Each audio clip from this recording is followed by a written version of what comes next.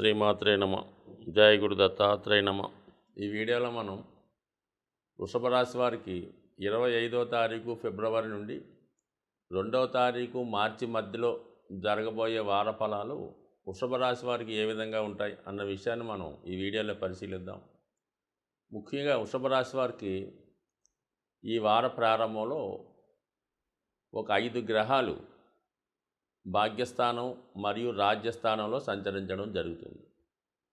So ఈ 2 స్థానాలకి అంటే 9వ స్థానానికి 10వ స్థానానికి శని ఆధిపత్యం వహించడం వల్ల ఈ శని యొక్క రాశుల్లోకి ఏదన్నా గ్రహం వచ్చినప్పుడు వాటి కారకత్వాలకు సంబంధించినటువంటి ఫలితాలు జాతకుడికి కంపల్సరీగా జరుగుతాయి. అయితే అవి ప్రయత్నపూర్వకంగా గట్టి ప్రయత్నం చేసిన తర్వాత మాత్రమే ఆలస్యంగా జరుగుతాయి. జాతకుడు ఏమాత్రం తొందరపడినా వచ్చిన అవకాశాన్ని పోగొట్టుకోవడం జరుగుతూ ఉంటుంది. సో ఈ కారణం వల్ల చాలా నిదానంగా, చాలా క్రమశిక్షణతో, చాలా జాగ్రత్తగా వ్యవహరించవలసి ఉంటుంది. సో ఈ కారణం వల్ల మరి ముఖ్యంగా 9వ స్థానంలోకి కుజ మరియు శుక్రగ్రహాలు ప్రవేశించడం జరిగింది. అంటే వ్యక్తిగతంగా రాష్ట్రాధిపతిగా ఉన్నటువంటి శుక్రుడు భాగ్యస్థానంలో సంచరించినప్పుడు ఒక విధంగా జాతకుడికి భాగ్యోదయం అవుతుంది. అంటే చేపట్టిన కార్యక్రమాల్లో అదృష్టవంతుడు అవుతాడు, దైవభక్తి పెరుగుతుంది, పెద్దల యొక్క దైవం యొక్క సహకారం జాతకుడికి లభిస్తూ ఉంటుంది. అలాగే స్త్రీలకి చాలా అనుకూలంగా ఉంటుంది. వ్యక్తిగతంగా శుక్రుడు స్త్రీలకి అనుకూలంగా ఉంటాడు. అలాగే వృషభ రాశి యొక్క రాశి కూడా స్త్రీ తత్వ రాశి అది. సో ఈ కారణం వల్ల ఏంటంటే ఈ వృషభ రాశిలో ఉన్నటువంటి స్త్రీలకి జాతకం చాలా అనుకూలంగా ఉంటుంది. వాళ్ళకి అన్నీ కూడా ఈ ఫలితాలు వేగా కలిసి వస్తుంటాయి. అటువంటిది ముఖ్యంగా భాగ్యస్థానం అన్నది స్త్రీలకి సంతాన యోగం కలగాలన్నా, వివాహం జరగాలన్నా, వివాహం తర్వాత జీవితం సంతోషంగా ఉండి సౌభాగ్యంతో పుణ్యస్త్రీగా ఉండాలన్నా కూడా భాగ్యస్థానం అనుకూలంగా ఉండాలి. ఎక్కువ శాతం జాతకురాలి యొక్క సంతానం అనుకూలంగా నేమ్ అండ్ ఫేమ్తో కలిగి ఉండి ఈ జాతకురాలిని బాగా చూసుకుంటారన్న విషయం కూడా 9వ స్థానం బట్టి ఆధారపడి ఉంటుంది. సో భాగ్యస్థానంలో శుక్రుడు రావడం, అక్కడ కుజగ్రహంతో కలిసి ఉండడం, సప్తమాధిపతి. సహజంగా ఈ కుజ శుక్రులు ఎక్కడ కలిసి ఉన్నా కూడా భార్యాభర్తల యొక్క సంబంధాన్ని తెలియజేస్తుంటుంది. అది పవిత్రమైన సంబంధాన్ని తెలియజేయడం జరుగుతుంది. అదే పాపగ్రహాలు ఆ వీక్షణ చూపించినప్పుడు రాసులతో సంబంధం లేకుండా భార్యాభర్తల మధ్య విభేదాలు లాంటివి కూడా రావడం జరుగుతుంటుంది. సరే ముఖ్యంగా మరి ఈ శుక్రకుజులు భాగ్యస్థానంలో కలిసి ఉండడం వల్ల వివాహ విషయంలో అది స్త్రీలకు కానీ పురుషులకు కానీ వివాహ విషయంలో ఒక క్లారిటీ రావడం జరుగుతుంటుంది.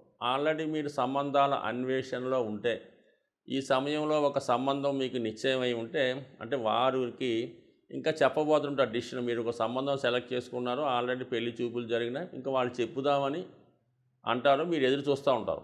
ఈ సమయంలో ఏమాత్రం తొందరపడకుండా జాగ్రత్తగా ఇంకొకసారి వాళ్ళతో సంప్రదించి ఏ స్థితిలో ఉన్నది వాళ్ళ నిర్ణయం అని ఆలోచిస్తే ఖచ్చితంగా ఈ సమయంలో వివాహ విషయంలో ఒక క్లారిటీ వచ్చే అవకాశం ఉన్నది. సో అలాగే కొంత తొందరపడి వాళ్ళు వస్తే రాని పోతే పోని అనుకొని తొందరపడితే మాత్రం ఖచ్చితంగా అది చేజాడిపోయే అవకాశం ఉంటుంది. సో ఈ కారణం వల్ల వివాహ విషయంలో ఒక క్లారిటీ రావడం, అలాగే భార్యాభర్తల మధ్య అన్యోన్యత పెరగడం. గత కొంతకాలంగా వివిధ ప్రాంతాల్లో ఏదో కారణాల వల్ల దూరంగా ఉన్న భార్యాభర్తలు ఏకమై ఏదో ఒక పుణ్యక్షేత్రాన్నో ఏదో ఒక దైవక్షేత్రాన్నో దర్శించి మళ్ళా కొత్త జీవితానికి నాందివాచకం పలికే అవకాశం కూడా ఉంది. మొత్తం మీద ఏంటంటే వివాహానికి సంబంధించిన సమస్యలు తొలుగుతాయి. అలాగే సంతాన విషయంలో ఆశిస్తున్న వారికి పిల్లల విషయంలో అభివృద్ధి కలుగుతుంది. కొత్తగా సంతానాన్ని ఆశించే దంపతులకు కూడా మరి ఈ సమయంలో దానికి సంబంధించిన శుభవార్తలు కూడా వింటాయి. అంటే మొత్తం మీద భాగ్యస్థానం బాగుంటే ఖచ్చితంగా జాతకం ఆ వారం కానీ ఆ నెల కానీ ఆ మాసం కానీ అంటే జన్మజాతకంలో భాగ్యస్థానం బాగుంటే ఆ లైఫ్ అంతా కూడా ఖచ్చితంగా అనుకూలంగా ఉండాలి. ఈ కారణం ఏంటంటే భాగ్యస్థానంలోకి ఏదో ఒక గ్రహం జన్మించినప్పుడు ఉండాలి. అలాగే గోచార రీత్యా కూడా ఒక గ్రహం భాగ్యస్థానంలో ఉంటే మిగతా గ్రహాలని కంట్రోల్ చేస్తూ ఆ గ్రహం అదృష్టాన్ని జాతకుడికి ఇవ్వడం జరుగుతూ ఉంటుంది. అలాగే అష్టమ స్థానంలో 1-2 గ్రహాలు ఉంటే మొత్తం ఆ వారం అంతా లేదంటే ఆ నెలంతా కూడా జాతకుడు ఇబ్బంది పడవలసి ఉంటుంది. దానికి సంబంధించిన కష్టాలు వస్తూ ఉంటాయి. మరి ఇప్పుడు అష్టమ స్థానం ఖాళీగా ఉంది, భాగ్యస్థానంలో 2 గ్రహాలు ఉన్నాయి. మరి దశమ స్థానంలో 3 గ్రహాలు ఉండడం వల్ల జాతకుడికి వృత్తి సంబంధించిన విషయాల్లో అంటే ఏ భావంలో అయినా సరే 2 శత్రుగ్రహాలు వచ్చినప్పుడు ఆ భావ ఫలితాలు పాడవుతూ ఉంటాయి. మరి ఇక్కడ శని ప్లస్ రవి శత్రుగ్రహాలు అవ్వటం వల్ల వృత్తిలో ఇబ్బందులు ఎదురవుతుంటాయి. జాతకుడు అనుకోకుండా వృత్తిలో మార్పు కోసం ప్రయత్నం చేస్తూ ఉంటాడు. ఏ విధమైన ఇబ్బందులు వృత్తిలో ఎదురయ్యే అవకాశం ఉంది. ఇటువంటి సమస్యల్ని మనం తొలగించుకునే ప్రయత్నంలో వృత్తిరీత్యా వచ్చే సంబంధించిన సమస్యలు తొలగాలంటే ఖచ్చితంగా హనుమాన్ ఆరాధన వల్ల, హనుమాన్ చాలీసా పారాయణ వల్ల వృత్తిపరమైన సమస్యలు తొలగిపోయే అవకాశం ఉంది. జ్యోతిష శాస్త్రరీత్యా ఈ వారఫలాలు గమనిస్తున్న వారికి ఎలా ఉంటుందంటే, ఏదైనా లాభమైనా నష్టమైనా మన జన్మజాతకంలో ఉన్నటువంటి స్థితిని బట్టి మాత్రమే ఈ గోచారం ఆధారపడుతూ ఉంటుంది. జాతకుడి యొక్క జన్మజాతకంలో వివాహానికి అనుకూలమైన టైం నడుస్తుంది, అలాగే వివాహానికి తగిన విధంగా దశలు నడుస్తున్నాయి అనుకున్నప్పుడు దానికి ఈ గోచారం సపోర్ట్ చేసి వివాహాన్ని జరిపించే విధంగా చేస్తుంది. సో అలాగే ఉద్యోగ సంబంధించిన విషయాలు కూడా ఏదైతే జాతకంలో ఉంటాయో జాతకుడు అదే అనుభవించగలుగుతూ ఉంటాడు. అయితే ఓవరాల్గా ఎలా ఉంటుందంటే, ఈ గ్రహస్థితిలో ఒక గ్రహం బలంగా ఉన్నప్పుడు ఆ కారకత్వాలు సంబంధించిన వాళ్ళకి అనుకూలంగా ఉంటుంటుంది. ఉదాహరణకి ఏంటంటే, గోచారరీత్యా గురువు బలంగా ఉన్నప్పుడు ఉపాధ్యాయులకి, న్యాయవాదులకి, ఆధ్యాత్మిక వృత్తిలో ఉన్న వాళ్ళకి, ఎండోమెంట్స్ డిపార్ట్మెంట్ వారికి కామన్గా అనుకూలంగా ఉంటుంది. అలాగే శుక్రుడు అనుకూలంగా ఉంటే కంపల్సరీగా స్త్రీలకు అనుకూలంగా ఉంటుంది, సినిమా రంగంలో ఉన్న వాళ్ళకి అనుకూలంగా ఉంటుంది, మీడియా రంగంలో ఉన్న వాళ్ళకి అనుకూలంగా ఉంటుంది. అలాగే కుజుడు అనుకూలంగా ఉచ్చస్థితిలో ప్రస్తుతం సంచరిస్తున్నాడు కాబట్టి కామన్గా ఈ స్థిరాస్తి సంబంధించినటువంటి వ్యవహారాలు చేస్తున్న వాళ్ళకి, అలాగే రియల్ ఎస్టేట్ వ్యాపారం చేస్తున్న వాళ్ళకి, రాజకీయ రంగంలో ఉన్న వాళ్ళకి, అలాగే పోలీస్ డిపార్ట్మెంటు అంటే అన్ని యూనిఫారం వేసుకుంటూ దేశ రక్షణకి సంబంధించిన కార్యక్రమంలో ఉన్న వాళ్ళకి 100% ప్రస్తుతం కుజుడు ఉచ్చులో ఉన్నాడు కాబట్టి కామన్గా ఈ వర్గం అందరికీ కూడా బాగుంటుంది.